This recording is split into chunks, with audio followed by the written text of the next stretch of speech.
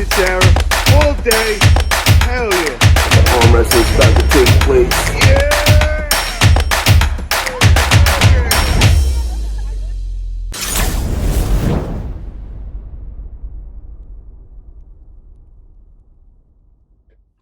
And I want to move on to February 12th. We have the East versus West card organized by the legend arm wrestler Engin Terzi. He's set up some amazing super matches. He's got about 16 on his card right now. Before we dive into your big match that day, I wanted to just touch base on a couple of the other big matches Engin has set. The first match that I'm interested in is Chance Shaw versus Sandris. The reason why I bring this up is because I know you have just accepted a match with Chance in April. So I kind of wanted to get your feedback, what you expect between Chance and Sandris. And I would assume that you're going to be watching this match closely. Wow, you should have warned me that this is what we're going to talk about. I know so little of these people that's going to be there. I just today started watching video of the guy I'm going to arm wrestle. So I don't know a clue about who Chance is going to arm wrestle. So I don't know. I think John's the underdog against Zoloft, but it wouldn't surprise me a bit if John wins that. It wouldn't surprise me a bit if Zoloft wins it. Gabby's probably my favorite arm wrestler of all time, but Sarah's one of the best arm wrestlers of all time. And I'm not saying best female arm wrestler. I'm saying Sarah's one of the best of all time, but Gabby's my favorite because she pulls like I do. That dude, Ron Bath, has to arm wrestle, looks huge. So you're talking about, Ron Bath has a match right hand, and he's going against Zurab, Georgian arm wrestler. He's a really good hook puller. Have you ever seen him in action before, Zurab? I have not. But he looks huge. But Ron's been around a while, and we just had this whole old man strength talk. So yeah, I can't make a prediction. What I wanted to say Angie also, Rose versus Anna, that's a tough one for me to pick. I like Angie, but man, I don't know if there's an underdog in that. I don't know if I could pick. I think that's evenly matched. you also got to remember Angie Rose has her corner man going, Ron Bath. So, I mean, that's got to play a little factor in the match as well. Yeah, but I saw her opponent. Her opponent was up there starting her training regimen with Engin when I was in Turkey last. And she seems to be connected through all of arm wrestling. So I don't think she's lacking support. Oh yeah, I gotta actually I know Anna. Yeah, so when I first came into the sport, I was being coached by Engin as well. And right when I got taken in from Engin, so to say, Anna also was taken in. So we were staying in contact with each other. And I actually got to see Anna in action in LA Fit Expo 2 years ago. And she was very dominating, looked so strong, very solid. So Angie's going to have her hands full that day with Anna for sure. Yeah. It's hard for me to predict, but no, I agree with that. I think they're even if Angie's not. I haven't seen Angie pull since the WAL. So this is where it gets so hard. I know Anna's been training and keeping up with it. I don't know what Angie's been doing. I also want to bring up is with Engin Terzi, I got to thank him so much because he's making me get to know all the Eastern European athletes. Before this, I knew nothing of them, knew none of the big guys, none of the names. Definitely getting education, and I'm very excited about it because I feel like I'm all up in things now. I know all these athletes, they're all new, starting to follow them and starting to come out with my favorites and all. So thank you, Engin, for definitely educating all in North America with all the Eastern European athletes. Yeah, Engin's the man. We also have another one of our USA guys going over there. We got John Breda. He's going to be pulling Zurab also, who, Ron is pulling right hand and John's pulling him left hand. Have you watched John pull before? I've seen him pull, but not enough to speak intelligently.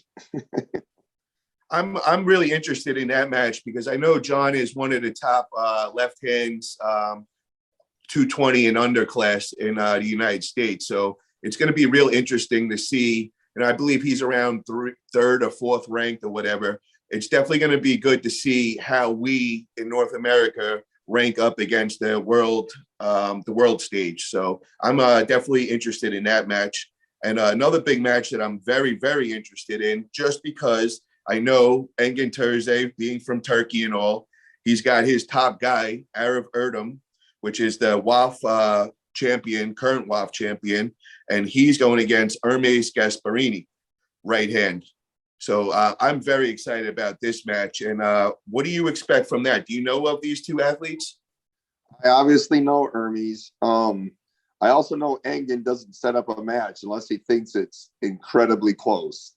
So, yeah, I mean, Engin's not going to set up a match that's 80-20 one way. I mean, Engin tries very hard to set up a 45-55 match. So, I mean, Ermes, he's famous and we all see what he's like and what he's capable of. If Engin says this guy can bang with him, that guy can bang with him. So, Tsonev is his last name. I know he's a big hook puller. Where do you expect this match to go? I just watched like 10 videos of his, and I've seen him lose once and get top rolled once. So I'm thinking it's going inside if he puts it inside. And I only saw one short match and he won it decisively. So it also looks like they're going to be long matches. I think I'm in for a lot of miles of very bad road when I go over there. What do you expect your physical abilities to be that day? Are you going to be peaked out more than you were last weekend? Where do you expect your strength to be at? It'll be where I was, if not a little bit higher. I've had, what have I got? 2 more weeks left, and I've had a week. So I've had 3 weeks of training between the Lachlan match and this match. So it'll be, up or a little bit higher than where it was when I pulled Lachlan. It'll consistently go up as long as I don't get sick or get hurt, or get into some match where something terrible happens.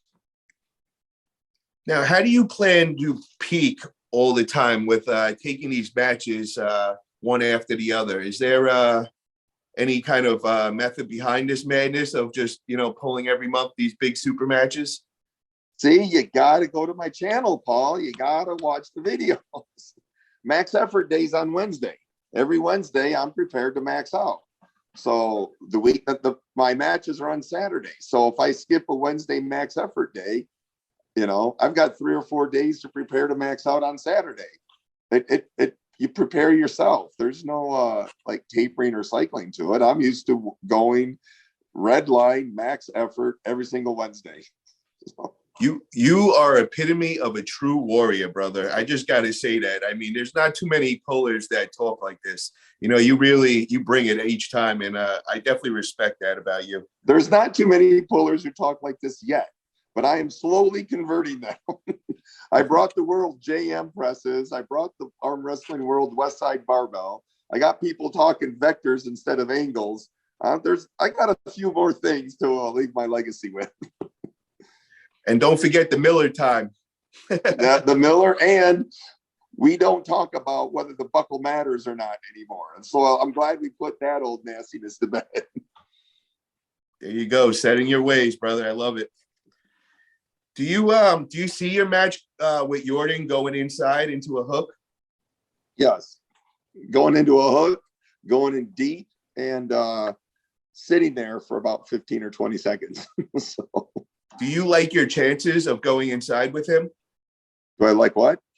Your chances of winning by going inside with him? I don't lose too many of those matches like that. I mean, I lose them to Dave Chafee. I lose them to some Plinkoff push. I don't lose too many of those matches that are deep inside like that. So, but neither does he. So, like I said, Engin Engin sets up matches that are 45, 55. Yeah, that was it's an interesting match because I think he originally wanted you to pull Sasho, correct? Correct. And then Yordan beat Sasho, and that kind of changed everything up. Sasho got hurt, and then Engin gave me the name of two people, and he had a story behind both of them. I said, Engin, it's your event. Give me the guy you want, or give me the strongest guy. And he said, we're going to have super matches, or there's some turn. He goes, wait until after this upcoming event. And this was a while ago. He goes, I'll choose after that. So a few weeks later, he sent me the kid's name. Now, your plan for when you go to Turkey is you shut down, I believe I hear about 2-3 days before you leave, you're going to shut down your last lift? Yes, because I fly on the 9th. The event's on the 12th. So the 9th is traveling. I land on the 10th. That gives me basically, the 11th to take melatonin and caffeine and switch over to their time zone over there. Now, does that time travel, does that make it a lot harder for you to be prepared for your match and to be peaked out for that day? Yes, it makes it a lot harder. Every time I've been to Zloty, they always ran left hand first. And I always did so terribly left-handed. It's something you got to struggle with, but it's something you know about ahead of time. So now, is there anything in your routine that you're going to change up from your last overseas match against Zoloev?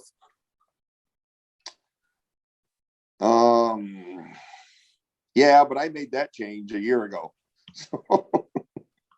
It was I had a big problem with Zoloft with that WAF setup and start. I'm more comfortable with that now. I'm more comfortable with being in Turkey, and there's going to be a lot more of my old friends there.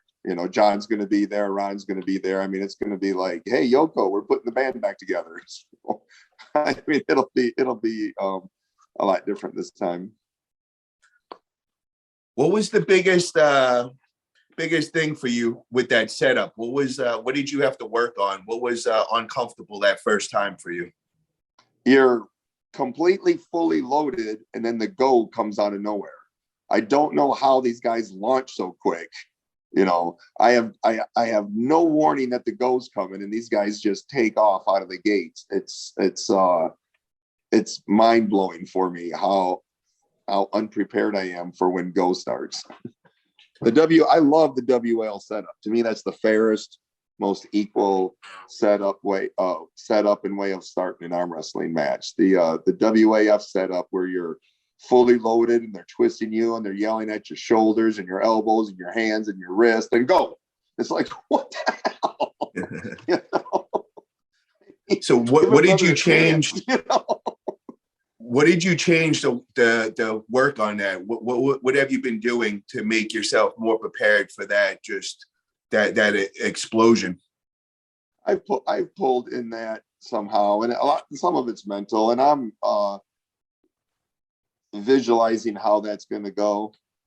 So, and worst comes to worst, I'll just wedge my wrist in there and let the hand drop. But if he's not top rolling me, then I could just set up with my shoulder off to the side and just make sure that if I miss go, that he doesn't take me past 11 o'clock. If he drops you down to 10 o'clock or so, it's hard to dig your arm out of there. Although in most of his matches, he's dug his arm out of a 9:30 position on a long match and pulled it back. And I mean, man, I can't think of too many people who can do that. And he does it on every single tape I've seen. So yeah, he looks tough. He looks real tough. Finish off with the East versus West. I just wanted to know, are you doing the mustache this time, or are we going to keep the mustache off? I'll have to say, I just started concentrating on East versus West today. So you got to stay to see, you got to go to the channel. You got to watch that channel. Well, I will be definitely checking over there, watching for the mustache. Also going to be checking now. I know you're going to start your whole planning and plotting against Yordan, and you're going to start putting up all these new videos. So again, if you haven't already, get over to Todzilla's channel, watch his training. He's preparing for February 12th. Get to see what he does. Very good channel to learn how to get prepared for a big match.